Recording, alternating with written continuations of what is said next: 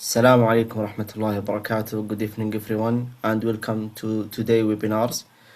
We are pleased to have you with us in this session titled Intelligent Stakeholders Communication, where we explore how AI and digital technologies are transforming stakeholder engagement, collaboration, and communication within modern project environment. It's my pleasure to introduce our speaker for today, Mr. Abdul Muqsid Abbasi. Mr. Abdul Muqsid is AI entrepreneur and thought leader with extensive experience in AI, machine learning, and analytics. He is a co-founder of Byte Corp, an AI company delivering intelligent solution to business globally. Please join me in welcoming Mr. Abdul Muqsid Abbasi, and please write your question through this session. We will answer it at the end of the session. Over to you, Mr. Abdul Muqsid. Assalamu alaikum wa rahmatullah. Am I audible to everyone? Uh, yes, I think that's fine. So first of all, I'll just give a quick introduction from my side, and then we will move in to today's topic. Before I start, I'll try to keep it as short as possible because I don't want it to get very boring. I just want to discuss an actual problem that we face today while we're working on different sort of projects, either in the technology sector or outside of it, because I believe that this is a problem across all sectors. So, as my dear friend gave an introduction about me, my name is Abdul Mohsen Abbasi, and I am the CEO and co-founder of a company that is called Byte Corp Technologies. And we established Byte Corp back in 2019, long before any of these people were talking about artificial intelligence. So we have been working in the space since that time. So I've seen a lots of ups and downs. I've seen a lot of waves. I've seen lots of bubbles burst. So back in 2018, there was a hype about AI. Then blockchain took it over. Everybody forgot about AI. And then for the last, I think it's been 1.5 years now since ChatGPT came out, and people have been talking about this technology. So it's good to be at the center of this bubble right now, when everybody's talking about it, when everybody's utilizing it into day-to-day operations. So, yep. And now I'll just quickly move on to today's topic. So, what we're going to discuss today. Uh, the sector that we're targeting is intelligent stakeholder communication. And what that means is that today, whenever we're executing projects, we have specifically large scale projects. When we, let's say, a couple of hundred millions of dollars, or even small projects that are, let's say, $2 or $3 million. So in that, one of the biggest challenges that we face is different stakeholders who are not in regular liaison. Some of them just joins a meeting once every quarter. Then there are the ones who are there every month. Then there are a couple of them who are there every week. And then there's a team that is communicating every day, maybe 6 or 7 hours a day. And a challenge that, and this is something that I face myself as well in my executive position, is that there's a very thick cloud of smoke in between what is the actual status of a project or and what the highest level or the executive leader knows about. And so that is where I want to start off. That today I want to discuss how artificial intelligence can turn the chaos of project communication into something that an executive can actually rely on. So when we talk about it today, what happens is that in any project, and obviously, and this is coming directly from McKinsey, that around 28% of the knowledge, which approximately equates to one fourth, that is gone to email. Then another 20% is spent searching for information that already exists. And just these two factors combined, out of all the others, result in stakeholders blaming that around 56% of failed projects, that is due to poor communication. And what happens, and further, what I would call that impact of that is that one in every five executive decision is made on stale or incomplete knowledge. You may have worked with a lot of organizations, either as an entrepreneur or as working with them on different projects, that you provide a certain piece of information. The decision comes 3 weeks later. Now, do you think that that executive actually had the information for all the 3 weeks? No, that's usually not the case. So by the time the executive is about to make a decision, the information that he received 3 weeks back, that's already stale. And so why does this basically happen? What we see over here, that for any project that we are executing today, there are more or less at least 5 silos of information, and there is no single source of truth, because the source of truth can only be made if all of these silos are connected. So if I'll just name them quickly, so we have the issue trackers. You may be using Jira, Asana, Monday.com, Trello, any of those tools. Then there's a separate communication channel, communication line that's taking place on the emails. The third one, hours and hours of calls and meetings that you attend each day. Specifically after COVID, a lot of these meetings have shifted online, which means that the frequency has gone up, the attention span has gone down, and which results in a lot of information floating about in the air. The fourth thing, which is the informal mode of communications, that is chat and the direct messages that we have. It can be Slack, it can be Microsoft Teams, or it can just be a WhatsApp message that you have with your with the person that you're working. The fifth one, the documents and reports. So the PDFs and slide decks that I shared, one of them as I'm sharing to you right now. So all of this is what actually constitutes of the information on the basis of which a single source of truth needs to be generated, but nobody knows about that. And just for 10 seconds, I'm quickly going to pose a question to you. And if you guys have the answer, just drop it in the chat. What was actually agreed upon in a meeting last Thursday? So approximately, not the 1 2 days back, but let's say if I go 6 or 7 days back, or even if you just go 2 days back, I want to know what was actually agreed over there. And if you guys just drop a yes or no if you exactly remember in the chat, and that would be sufficient for me.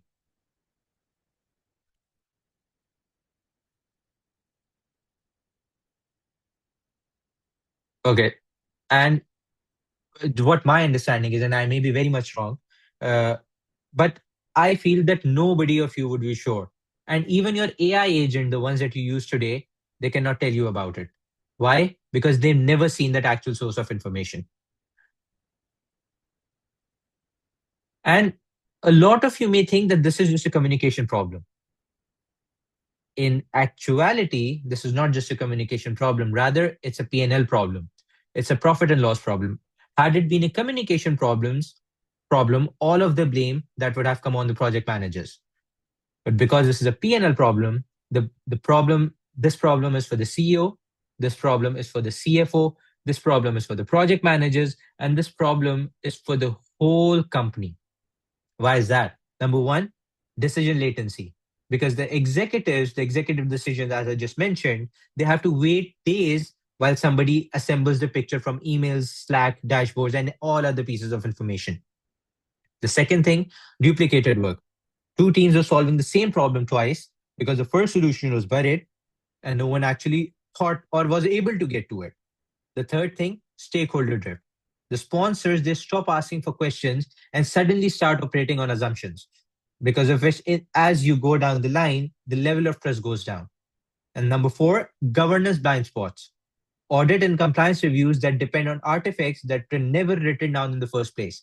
So what happens is that just to cover and just to pass that specific audit, you quickly just build up those documents on the basis of what you remember, on whatever information that you can gather, which often is not the clear picture of what's actually happening. And so, what's the vision? What are we trying to achieve today? We are trying to go from that overload to a strategic clarity. And what happens today? It's communication overload. Again, statuses that are assembled manually, decisions lost across 4 to 6 different tools, sponsors brief on yesterday's reality, PMO spending more time on chasing than steering, and AI assistants who are actually hallucinating on unstructured input. What we expect to achieve after this? The strategic clarity. We can have a single bird's eye view across all initiatives. every decision, blocker, and commitment that's already indexed. Sponsors are briefed on real-time state of any project. PMOs steer using evidence, not just intuition, and AI answers that are actually grounded in artifacts that exist.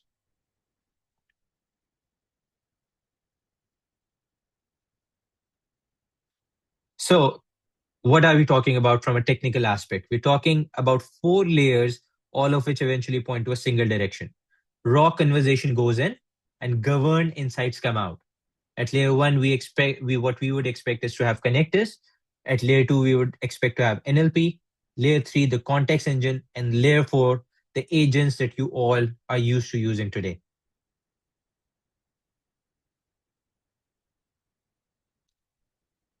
So what we pull out of every message: structured, queryable facts, an executive for that an executive or any other system can act upon. This can be used by entities, by decision makers, what risk and blockers are there, what possible commitments were there, what sort of sentiment existed, and what sort of timelines are we looking at. Every extracted fact points back to the source from the way that conclusion is coming out. So nothing is asserted without evidence. And so there are basically two kind of questions that we're looking to target over here. The first one is deterministic and operational. The answer to these questions should always be the same, no matter how the specific question is asked. And this should be grounded in a citation that basically means where are we actually getting this information from. And determinism is very important in this case because if that is not there, again, the trust erodes very quickly. So let's say, what did the sponsor approve on the 14th of April? Who owns the SSO blocker? Is the data migration on critical path? All of these answers, they should always be deterministic.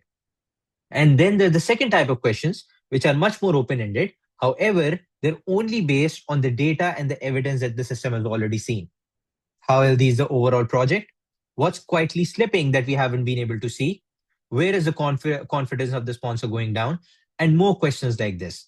This helps you plan preemptively for whatever problems that you may face once you're going and heading down the project.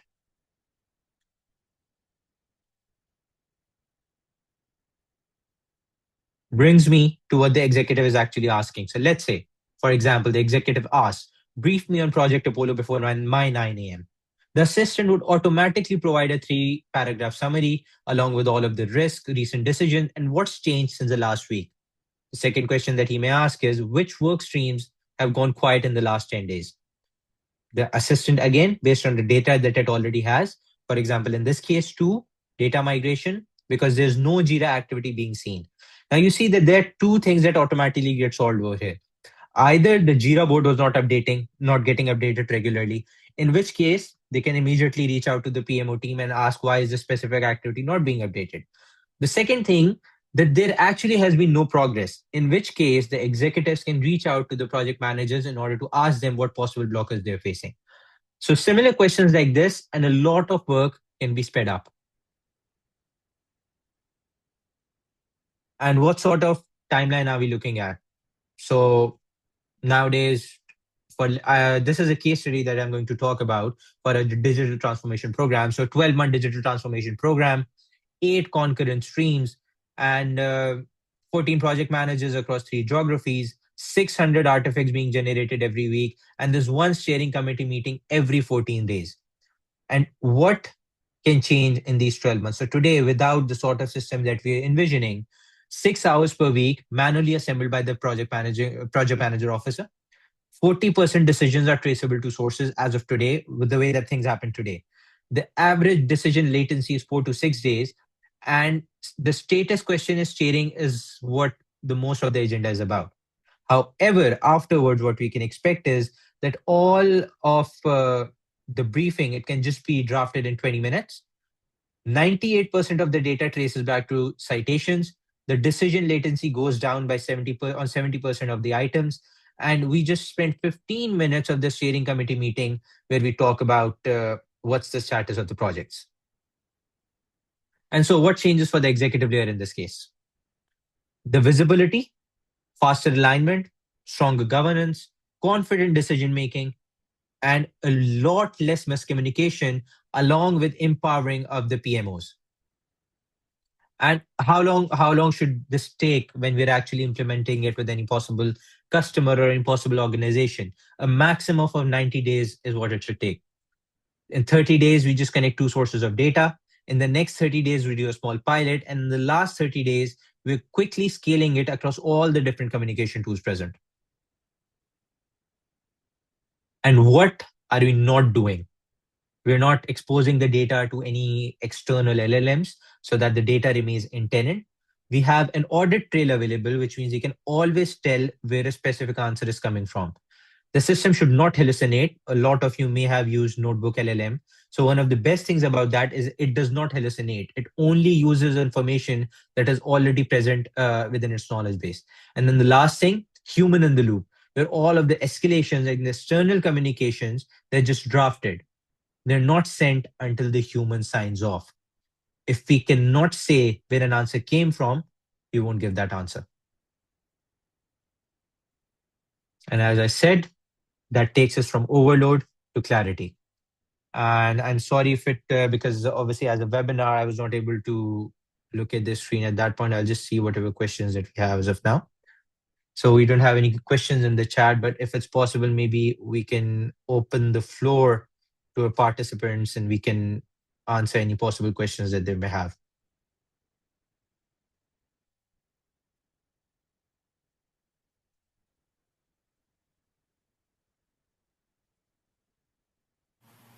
Please, if you have any question, write into the chat or raise your hand to share your question.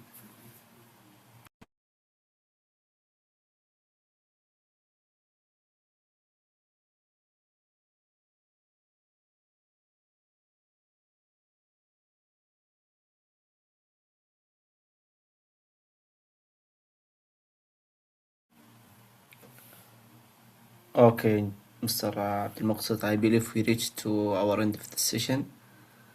Thank you, Mr. Abdul Maqsud, for this insightful session and for sharing such valuable perspective on intelligent stakeholders communication and the role of AI enhancing collaboration and decision making. We will give a chance for the questions. Otherwise, we will end this session. Please, if you have any question, write it or raise your hand to share your questions. Do not hesitate. Feel free to ask anything related to this subject.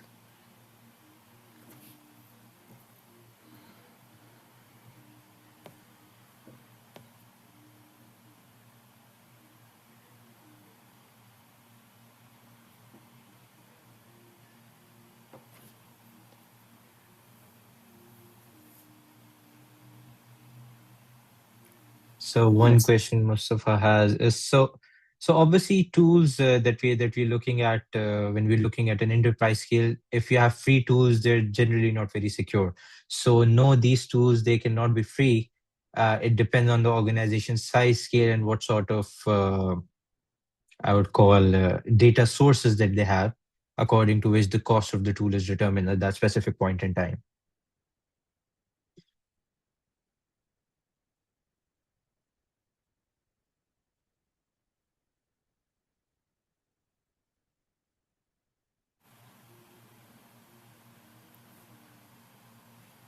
Okay, Mr. Abdul Maqsad, on behalf of Project Management Association, PMA, we would like to extend our sincere thanks to you for this valuable session.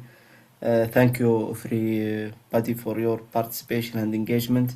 We appreciate your time and we hope this session provided practical insight that you can apply in your project and organization.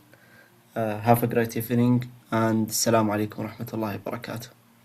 Wa alaikum assalam wa rahmatullahi wa barakatuh.